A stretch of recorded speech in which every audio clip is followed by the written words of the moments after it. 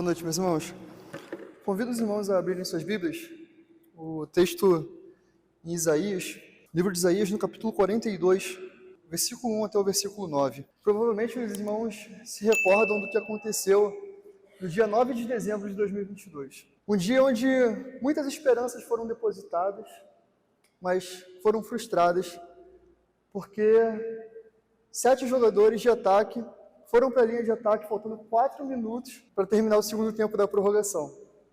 E assim, o Brasil, logo depois vai para os pênaltis, a gente sabe que o Brasil perde, é eliminado da Copa do Mundo pela Croácia, e assim muitas esperanças foram frustradas. Porque esse ano parecia que ia. Esse ano estava tão perto, parecia que estava tão perto, era só mais 2 jogos que ia dar tudo certo. Um dia, no jogo anterior, que foi contra a Coreia, estava até conversando com o Diego falou que ele vibrou tanto porque ele achou que não, dessa vez vai.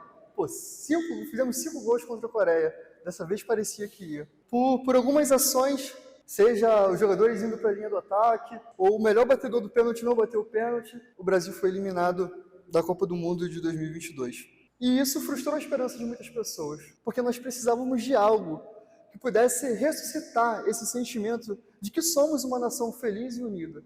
Alguns meses antes da Copa do Mundo, um mês antes praticamente, nós tivemos as eleições que mais provou que de fato não tinha nada de feliz e nada de unido na nossa nação. E a gente precisava desse sentimento, a gente precisava que isso fosse reacendido no nosso coração, o sentimento de que vale a pena ser brasileiro, é bom ser brasileiro. Nós somos o país de futebol, então pelo menos na Copa vai dar tudo certo. Mas não foi o que deu. E quando a gente olha a nossa nação, quando a gente olha o nosso mundo, a gente vê algo que desagrada aos nossos olhos. A gente vê valores sendo invertidos, a gente vê os políticos que deveriam agir de forma correta, agir de forma corrupta. Nós vemos a violência aumentando, o alimento ficando caro, e no nosso coração talvez só reste a desesperança. Esse é um senso de que a justiça não está sendo cumprida. Tem alguma coisa errada, porque nada dá certo para o nosso país. Nós acabamos cultivando no nosso coração esse sentimento. Que desesperança. Poxa, nem no futebol, que a gente se dizia o país do futebol está dando certo. Quem dirá nos outros âmbitos da nossa nação. E esse sentimento de desesperança e injustiça era um sentimento que permeava o coração do povo do reino de Judá. Quando Isaías escreve esse texto, muito provavelmente o povo que experimentou tantas coisas boas ao longo da sua história, ali se encontrava com um país, moral ou politicamente, de forma totalmente triste. O que realmente estava acontecendo era triste.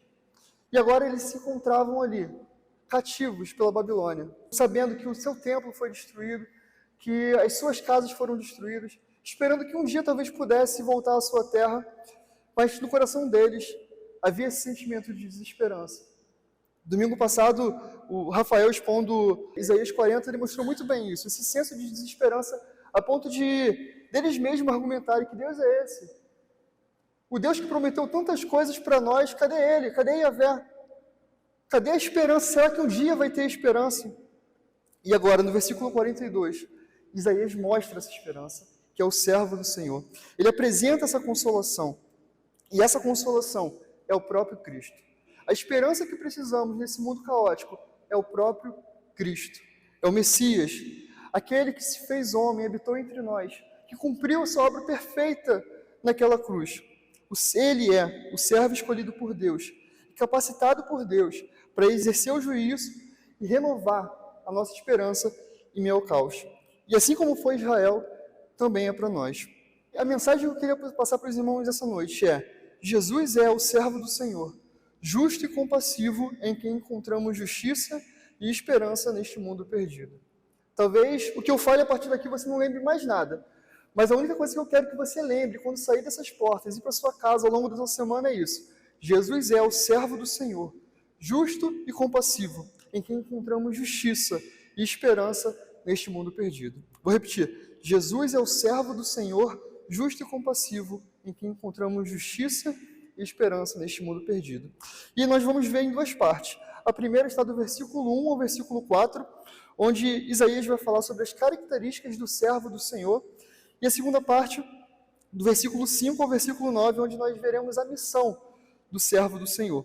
No versículo 1 ele vai dizer: Eis aqui o meu servo em quem sustenho, o meu escolhido a quem a minha alma se agrada. Pus sobre ele o meu espírito, e ele promulgará o direito para os gentios. Quando nós lemos o livro de Isaías, nós vemos que podemos fazer uma divisão por duas partes.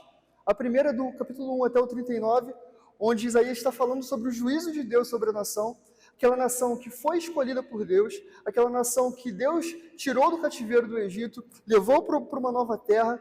E o que eles fizeram em relação a isso? Eles se revoltaram contra o Senhor, eles se rebelaram contra o Senhor, adorando a falsos deuses, fazendo tudo aquilo que estava distante daquilo que o Senhor queria para eles. E no capítulo 1 até o 39, nós vemos isso. Deus prometendo o seu juízo à nação de Israel, dizendo que tudo aquilo que eles fizeram, toda a sua rebeldia contra Deus, haveria juízo. Só que a partir do 40 até o final do livro, a gente vê algo diferente. A partir do 40 ele já começa dizendo: consolem o meu povo. A partir do 40 Isaías começa a levar uma mensagem de esperança, uma mensagem de redenção para o povo de Israel, condenando os falsos deuses que nada podia fazer, e agora ele apresenta o seu servo. No 40 a gente vai ver a passagem que é até mesmo cumprida, né, em João Batista, vai falar: uma voz que clama ao deserto, preparem um caminho para o Senhor. E assim o texto de Isaías, no capítulo 40, ele vai falar, né, que as terras sejam aplanadas, que o caminho seja aberto, porque haveria de vir o rei. E agora ele apresenta: eis aqui o meu servo. E essa sessão 42, do 1 ao versículo 9, inaugura uma sequência de trechos, são 4 trechos, que é conhecido como os cânticos do servo, que é o 42, esse que nós iremos ler, de 1 ao 9, que Deus apresenta ao seu servo, 49, do 1 ao 6, quando ele vai falar sobre a vocação do servo, no Isaías 50, a obediência do servo, e encerra essa série de cânticos do servo, lá em Isaías 52, a partir do versículo 13, e o capítulo de Isaías 53, que é o hino que a gente acabou de cantar ainda há pouco, que fala sobre o servo sofredor.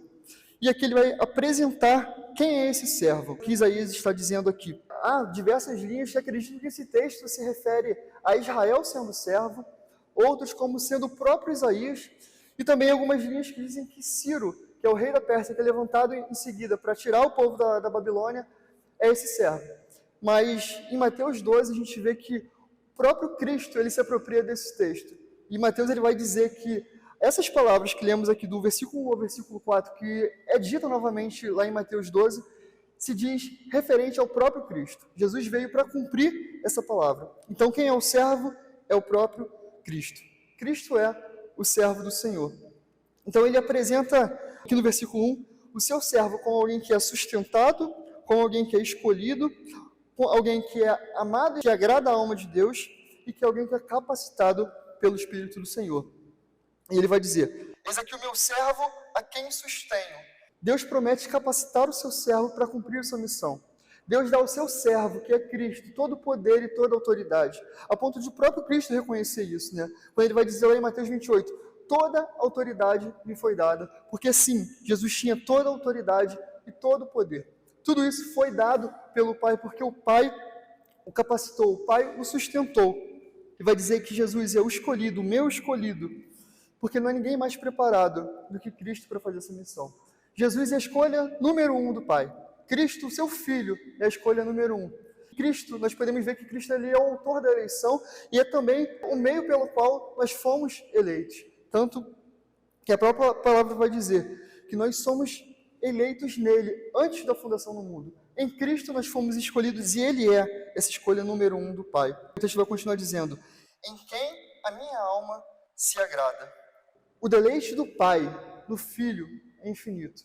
Deus, antes da criação do mundo, antes da fundação do mundo, ele fazia uma coisa. Um livro chamado Deleitando-se na Trindade, que ele vai fazer uma pergunta: o que você acha que Deus fazia antes da criação do mundo? Será que Deus era alguém que estava lá sem fazer nada e falava: vou criar um mundo aqui para poder fazer alguma coisa? Não. Mas o que Deus fazia antes da criação do mundo?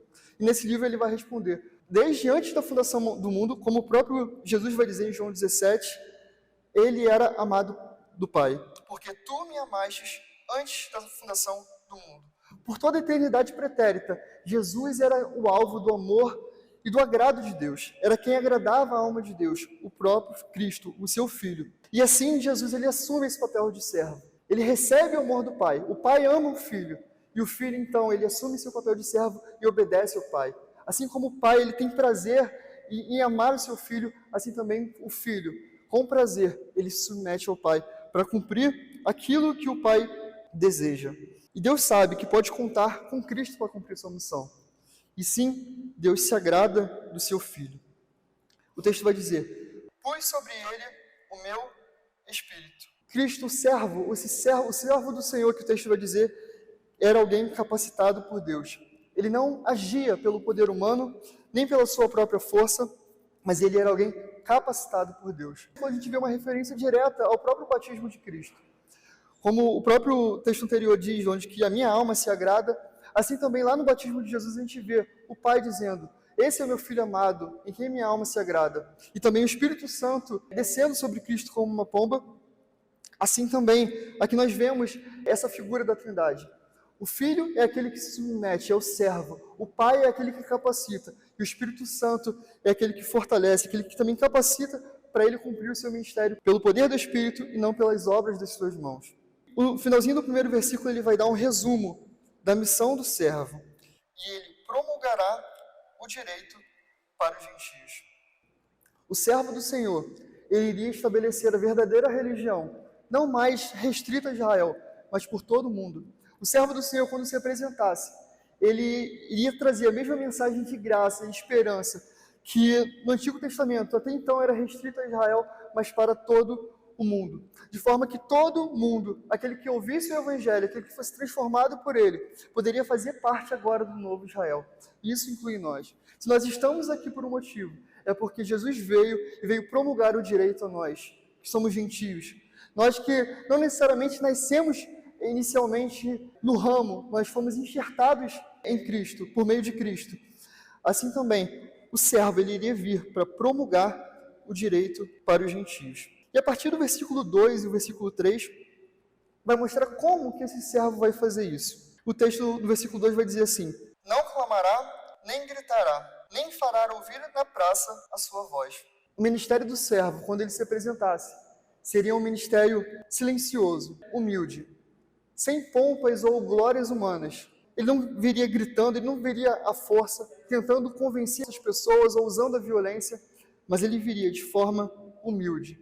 E quando nós olhamos para o homem Cristo, nós vemos a forma como ele nasceu. Há 2 semanas atrás nós estávamos aqui meditando nisso, durante todo o período do Advento.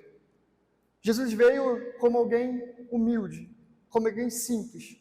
Ele não veio como os poderosos, ele não veio nascido num berço de ouro, mas Cristo, ele veio de forma humilde.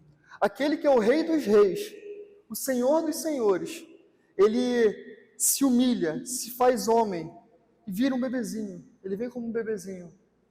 Talvez não num palácio, mas veio numa estrebaria, num lugar onde ficavam os animais.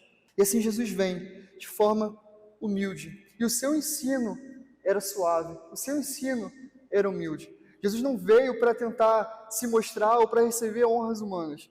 Tanto que a gente vê algo muito diferente disso quando nós lemos os evangelhos. Nós vemos Jesus constantemente pedindo para aquelas pessoas que ele mesmo curou não sair divulgando, não sair gritando. Quando começava a tumultuar, ele saía, ele se retirava, ele ia orar.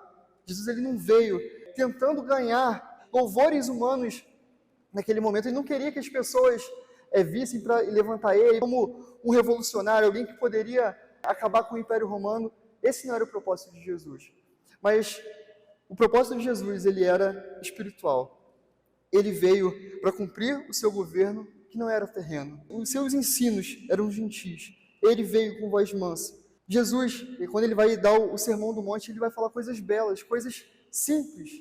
Ele consegue, mesmo sabendo que logo um tempo depois ele iria ser morto, ele iria ser caçado, ele iria ser cuspido, ele consegue olhar para os lírios do vale, leva o povo a olhar para os lírios do vale e contemplar a sua beleza. Assim era a forma como Jesus trabalhava.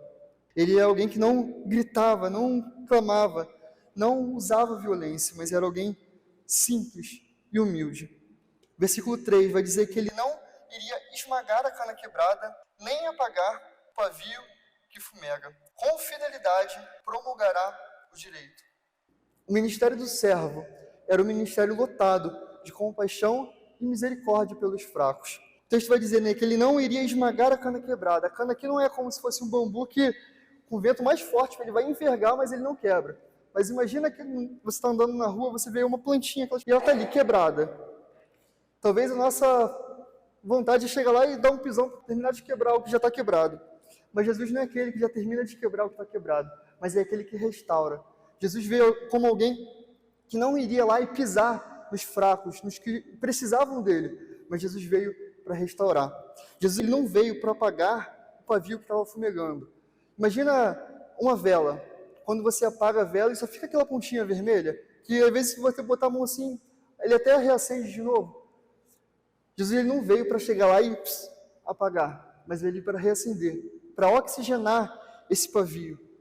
E talvez a nossa fé ela esteja dessa forma, apenas fumegando. Mas Jesus ele não é aquele que vai lá e apaga o que já está prestes a se extinguir. É aquele que reacende, é aquele que oxigena. E isso se torna um exemplo para nós. E aqui já cabe uma aplicação. Como nós agimos com aqueles que são fracos, com aqueles que a fé está apenas uma centelha? Será que como Cristo a gente vai lá e restaura ou a gente tem prazer em pisar naquele que já está quebrado, de apagar aquele que já está se esvaziando? Isso cabe uma reflexão para nós, que nós sejamos como Cristo, que Ele reacende o pavio do fraco, é aquele que endireita a cana que está quebrada. E o texto vai continuar dizendo que com fidelidade Ele promulgará o direito. Embora Cristo acalme e defenda os fracos, Ele estabelecerá a justiça com fidelidade, com verdade. Ele não compactuará com pecados ou com mentiras a fim de estabelecer a sua justiça, mas Ele estabelecerá a sua justiça em verdade. Ele sim age com misericórdia e mansidão com aqueles que são fracos, mas Ele também age com justiça a fim de cumprir o propósito do Pai. O ministério de Cristo era um ministério santo, justo e reto. E embora Ele cuidasse dos fracos, Ele exigia uma mudança de vida. Assim também esse Cristo, Ele viria dessa forma. O servo do Senhor, ele seria alguém que viria com fidelidade promulgar a justiça, promulgar o direito. E no versículo 4 vai dizer que ele não desanimaria, não desanimará, nem será esmagado até que estabeleça na terra a justiça. O servo era alguém que ele iria vir, ele não desanimaria até que cumprisse o seu objetivo final. Ele viria como alguém obediente, submisso ao Pai, e que enfrentaria tudo o que fosse possível para cumprir o seu propósito. O servo era alguém obediente, que independente das circunstâncias, ele não seria desanimado, mas ele viria para estabelecer na terra a justiça. E o texto no versículo 4, no finalzinho, vai dizer: e as terras do mar aguardarão a sua doutrina. As terras do mundo, aqui algumas versões diz as ilhas ou terras do mar, mas seria toda a terra longínqua, todas as terras mais distantes, tudo aquilo que estava além do mar, além do oceano, todos eles iriam guardar a sua doutrina, porque todas as nações, mais distantes que sejam, mesmo na sua cultura, independente da sua cultura, tinham espaço ali para a pregação do Evangelho. Todo mundo estava ansioso pela manifestação do servo, pela manifestação da justiça de Deus. E agora, aquilo não é mais restrito só a Israel, mas todo mundo estava ansioso por ouvir essa justiça, que agora, por meio do servo, é promulgada aos gentios. Todo mundo anseia pelo servo, todo mundo anseia por Jesus, que é aquele que foi capacitado por Deus, e que é justo e compassivo, e que promete esperança neste mundo perdido. Todo mundo está ansiando por Cristo. E Cristo então se manifesta. No versículo 5, a partir do 5, vem a segunda parte. O Isaías vai falar aqui sobre a missão do servo. Ouvimos como esse servo ia trabalhar de forma humilde, de forma compassiva, em fidelidade, obedecendo a ordem do Pai, e agora o próprio Deus vai falar. Versículo 5. Assim diz Deus, o Senhor, que criou os céus e os estendeu, que formou a terra e tudo o que ela produz, que dá fôlego de vida ao povo que nela está, e o espírito aos que andam nela. Agora o tom muda. Não é mais uma descrição sobre o servo, mas agora é o próprio Deus falando para o servo, falando diretamente com o servo. E ele vai dizer: assim diz Deus, o Senhor. E quando a gente vê na nossa Bíblia que Senhor, escrito com letra maiúscula, é uma tradução direta para Yahvé. E aqui é o próprio Deus falando assim, diz Deus, não qualquer Deus, mas o Senhor. O mesmo Deus que chamou Abraão, o mesmo Deus que criou o mundo, o mesmo Deus que tirou o povo da escravidão do Egito e que levou à Terra Prometida, o mesmo Deus que ao longo da história de Israel estaria o sustentando, esse Deus é o que fala. O Deus que criou os céus e os estendeu, que formou a terra e tudo que nela produz, que dá fôlego de vida ao povo que nela está e o espírito aos que andam nela. O Deus criador do mundo, diferente dos deuses falsos que Isaías vai falar no capítulo 40 e no 41, que o povo adorava, esse Deus é diferente, não é um Deus qualquer, mas é o Deus que criou o mundo. O Deus que criou todas as coisas, é Ele que fala. Diferente dos deuses que não falavam, não agiam, não havia criado nada. Pelo contrário, foram criados pelos próprios artesãos. O texto em Isaías 40 vai falar que o artesão ia lá, cortava a árvore, e ele mesmo fazia o Deus, e ele mesmo adorava o próprio Deus que o criou. Mas esse Deus, diferente de outros deuses, é esse que fala, o Deus que criou o mundo, aquele que conhece cada centímetro do universo, aquele que conhece as estrelas e as constelações mais distantes, aquele Deus, o mesmo Deus que exerceu a sua criatividade ao nos criar, ao criar os animais, as flores, cada um com seu cheiro, cada um com a sua particularidade, é esse Deus que fala, é esse Deus que chama o servo. Não é um Deus qualquer, mas é o Deus, o único Deus, Criador dos céus e da terra. No versículo 6 ele continua: Eu, o Senhor, chamei você em justiça. Eu o tomarei pela mão e o guardarei, e farei de você mediador da aliança com o povo e luz para os gentios. Agora, o próprio Deus falando, ele vai falar diretamente para o servo qual é a sua missão. Eu, o Senhor, chamei você em justiça, eu o tomarei pela mão e o guardarei. Deus, ele chama o servo em justiça, porque tudo que Deus faz é justo e reto. Um Deus justo, a fim de cumprir o propósito justo, ele chama o seu servo justo, para estabelecer a sua justiça na terra. Ele chama o seu servo em justiça. Eu o tomarei pela mão e o guardarei, e farei de você mediador da aliança com o povo. Deus, ele promete estar com o seu servo, tomar pela mão, fortalecer o seu servo, a fim de cumprir o propósito de quê? Ser o mediador da aliança com o povo. Cristo é o mediador da aliança. Tudo é feito mediante a sua obra. Deus, ele não fez uma aliança a nós diretamente, que necessitaria do nosso esforço, do nosso mérito, mas todas as alianças que Deus fez ao longo da história visavam a Cristo. Ele é o cumpridor da aliança. Deus, ele revelou a sua aliança a Adão, a Noé, a Abraão, Moisés, a Davi, e todas essas alianças apontavam para Cristo como cumpridor, de modo que Cristo, ele é o descendente da mulher que pisa na cabeça da serpente. Ele é a arca, aquele que preserva os eleitos de Deus. Jesus é o motivo pelo qual em Abraão todas as famílias da terra são abençoadas. Cristo é o segundo Moisés, é o nosso libertador, que nos tira da escravidão do pecado. Todos os sacrifícios da lei eram sombra, apenas sombra, de um sacrifício perfeito que haveria de vir. Ele é o próprio sacrifício, ele é o próprio altar, ele é o sumo sacerdote, assim como a gente viu durante todo o ano passado no livro de Hebreus. O Cristo é o descendente de Davi, que estabelece o seu trono para sempre. Ele é o cumpridor da nova aliança. Ele é aquele que estende a bênção da aliança a todo mundo. Como ele diz no finalzinho do versículo 6. Ele será luz para os gentios. Versículo 7. Para abrir os olhos dos cegos, para tirar da prisão os cativos e do cárcere os que jazem em trevas. Isaías 9, Isaías vai dizer que o povo que andava em trevas viu grande luz, e sobre os que habitavam na terra da profunda escuridão resplandeceu a luz. E assim Cristo resplandece em nossas vidas. Nós que estávamos totalmente tomados pela escuridão, Cristo veio para reacender a luz e ser a própria luz. Cristo veio para abrir os nossos olhos, nós que estávamos cegos pelo pecado, cegos pelo domínio do pecado, de modo que a nossa alma não queria fazer nada que fosse agradável a Deus. Pelo contrário, a nossa alma queria fazer tudo que fosse pecaminoso, tudo para suprir a sua própria vontade. E Cristo, então, ele nos tira, ele abre os nossos olhos, tira a venda do pecado e ele nos tira da escravidão do pecado. O próprio Cristo, somente a obra de Cristo, a obra do servo, pode nos libertar. De modo que nós não somos mais escravos do pecado.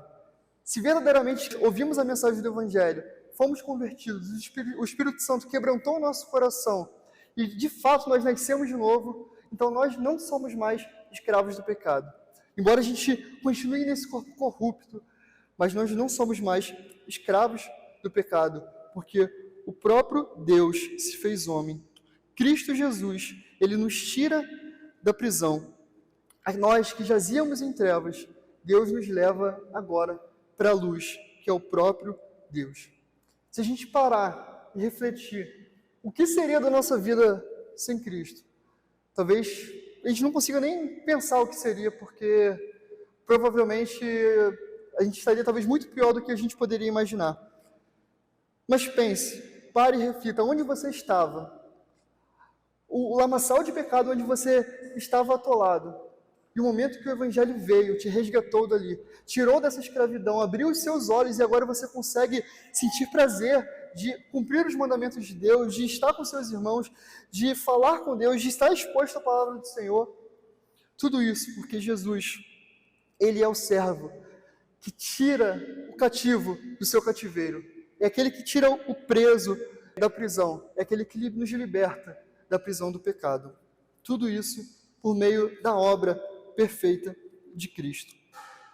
No versículo 8, o texto vai dizer: Eu sou o Senhor, este é o meu nome. Não darei a mais ninguém a minha glória, nem a minha honra às imagens de escultura. Após o próprio Deus dar a missão para o servo, Deus então ele dá um selo ali, como se fosse uma carta que você sela e fecha, pronto, eu falei. Assim Deus faz nesse texto. Ele sela tudo aquilo, dizendo que quem está dizendo isso não é um Deus qualquer, mas quem é? Eu sou o Senhor, este é o meu nome.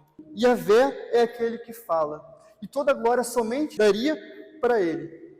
A obra do servo, o servo viria, cumpriria o seu propósito, e toda a glória seria dada a ele, porque somente ele é Deus. Diferente das imagens de escultura, diferente dos ídolos que eram criados pelos homens e que nada podiam fazer, agora nós vemos o próprio Deus dizendo: Eu sou o Senhor. A minha glória não darei a mais ninguém, nem a minha honra às imagens de escultura. Porque só Deus pode nos resgatar do nosso pecado. Só Deus pode converter um coração. Só Deus pode quebrantar um coração duro, que qualquer pessoa pode tentar convencer, não vai, mas a mensagem do Evangelho quebranta, esmaga esse coração. Só o Deus vivo e verdadeiro pode fazer. E toda a glória deve ser dada a Ele, e não a mais ninguém. Nem os nossos méritos, nem as nossas ações, nem as nossas boas ações, nada, mas toda a glória deve ser dada somente a Ele, a esse Deus que é o Deus que chama, que capacita o seu servo, que faz tudo isso em justiça. No versículo 9, Isaías vai concluir essa parte dizendo: Eis que as primeiras predições já se cumpriram. E agora eu anuncio coisas novas.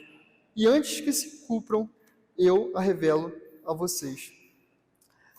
Agora o texto está convidando o povo que ouviu isso a se lembrar das antigas promessas. É como se ele estivesse dizendo: olhe para trás, olhe as primeiras predições, elas se cumpriram porque eu falei que ia fazer isso e eu fiz. Ele não falou para Israel, queria tirar Israel da escravidão do Egito, assim Deus o fez. E todas as promessas que Deus fez para o povo já haviam se cumprido. E agora Deus anuncia coisas novas, que haveriam de se cumprir. Ele dá garantia: se eu fiz as coisas antigas, eu vou fazer essas coisas que eu vos anuncio. Que é tudo que nós lemos do versículo 1 até o versículo 8. E o Pai está aqui diretamente apontando para o Filho, como cumpridor de todas as suas promessas aqui ditas. O próprio Cristo seria ele, o cumpridor da promessa, aquele que viria promulgar a justiça, aquele que viria transformar vidas, aquele que viria de forma calma tranquila, aquele que não pisaria na cana quebrada, aquele que não apagaria o pavio que estava fumegando, aquele que não desanimaria, mas aquele que viria para ser o mediador da nova aliança, para exercer a sua justiça, para abrir a luz, para dar luz aos gentios, para abrir os olhos dos cegos, para tirar da prisão os cativos. O Filho viria com esse propósito. Ele é o cumpridor das promessas. O próprio Cristo, que se fez homem, que se encarnou, que se diminuiu, deixou toda a sua glória nos céus para se fazer homem. E sofreu o que sofreu, até chegar ao momento da cruz. E ali ele receber a ira de Deus pelos nossos pecados, a fim de que nós, que éramos injustos, que éramos pecadores, pudéssemos então ser feitos justiça de Deus por meio da justiça de Cristo. Tudo isso foi cumprido em Cristo. E que nós possamos olhar para Ele como a nossa esperança nesse mundo caído. Que nós possamos olhar para Ele como aquele que pode resolver a nossa situação. Em tempos de desesperança e injustiça, aqui já começa a primeira aplicação. Tempos de desemprego, tempo de instabilidade, a gente liga a nossa televisão, a gente só vê desgraça. Nesses tempos sombrios, saiba que Cristo é o servo do Senhor, que encontramos justiça e esperança nesse mundo perdido. Talvez a gente tente camuflar a nossa esperança com coisas vãs, talvez com futebol, talvez com coisas vãs, mas somente Cristo é aquele que nos dá esperança, porque foi Ele que cumpriu a obra perfeita do Pai. Ele que é o servo do Senhor, aquele que obedeceu aquilo que o Pai queria e que fez de nós, que estávamos totalmente distantes de Deus, agora parte do novo Israel. De modo que nós, como igreja, somos parte do povo de Deus. Nós não precisamos sair daqui e ir até Jerusalém para adorar no templo, não. Nós, como igreja, em qualquer lugar do mundo onde nós estivermos, sabemos que Deus se faz de fato presente aqui. Nós somos igreja do Senhor e nós podemos nos apropriar de todas as bênçãos que Deus fez a Israel, porque nós somos igreja do Senhor, nós somos seu povo, escolhido por Ele. Então, em meio a esses tempos de desesperança e injustiça, que nós possamos olhar para Jesus como aquele servo que Ele traz justiça e esperança nesse mundo caótico. E a segunda aplicação é que esse servo ele é compassivo, e esse servo é misericordioso, como nós lemos. E caso você se encontre fraco, desanimado na sua caminhada cristã, capengando para lá e para cá, uma hora você levanta, você acha que não vai cometer o mesmo pecado, mas não demora muito, você vai lá e cai de novo.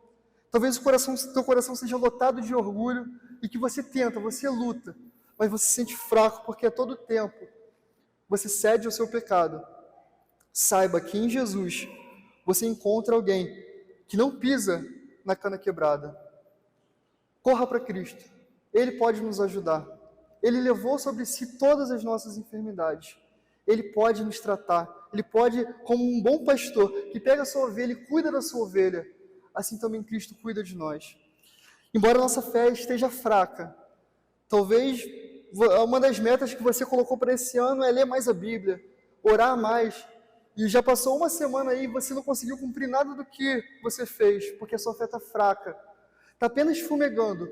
Saiba que Jesus é aquele que reacende a nossa fé. Ponha a sua fé nele, mesmo que ela esteja fraca, capenga, anêmica, frágil. Saiba que em Cristo você pode encontrar o consolo. E peça, com fé, para que Ele aumente a sua fé e se exponha cada vez mais à sua palavra, a fim de encontrar nele o descanso e o alívio que você precisa.